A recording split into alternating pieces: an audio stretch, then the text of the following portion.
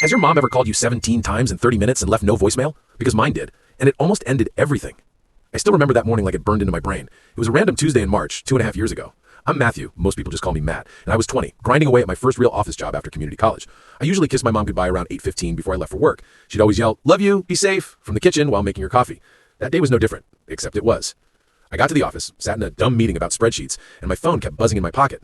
I ignored it because my boss was the type who'd side-eye you for checking texts. When the meeting finally ended, I had 4 missed calls from Mom and 0 voicemails. That was weird. She always left a voicemail if it was important. I called back immediately, straight to voicemail. Called again, same thing. My stomach dropped. I texted my older brother Ryan, "Mom call you?"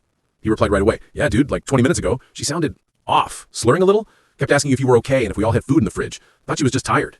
My younger brother Caleb said the same thing when I called him. Something was wrong, really wrong.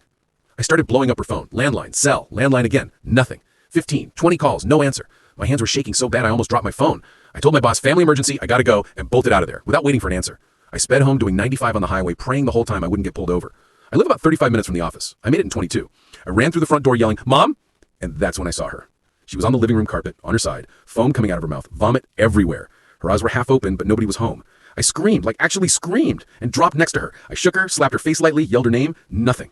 I called 911 with one hand while trying to roll her on her side so she wouldn't choke. The operator kept telling me to stay calm, but I was losing it.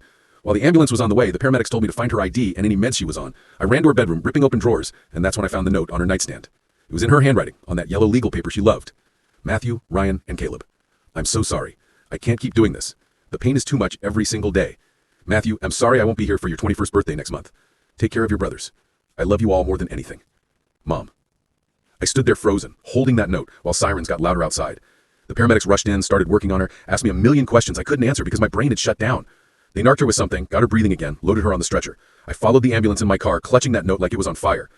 At the hospital, they pumped her stomach. She'd taken every pill in the house. Xanax, old pain meds from her back injury, sleeping pills, you name it. The doctor said another 10-15 minutes and she'd have been gone. She was in the ICU for 4 days, psych ward for 10 more after that. Turns out she'd been battling depression for years, but hid it from all of us. Thought we'd be better off without her being a burden. That note still guts me every time I think about it. Here's the part that still keeps me up at night. She's actually okay now. Like, really okay. Therapy, meds that actually work. She even started painting again, something she gave up after Dad left when I was 12. She laughs at dumb TikToks with me, texts me memes, comes to my stupid work happy hours. You'd never know she almost died on that carpet. Sometimes I'll catch her staring at me when she thinks I'm not looking, and I know she's remembering that note too. She told me once, quietly, "I just wanted to hear your voices one last time to make sure you boys were okay without me." That sentence haunts me.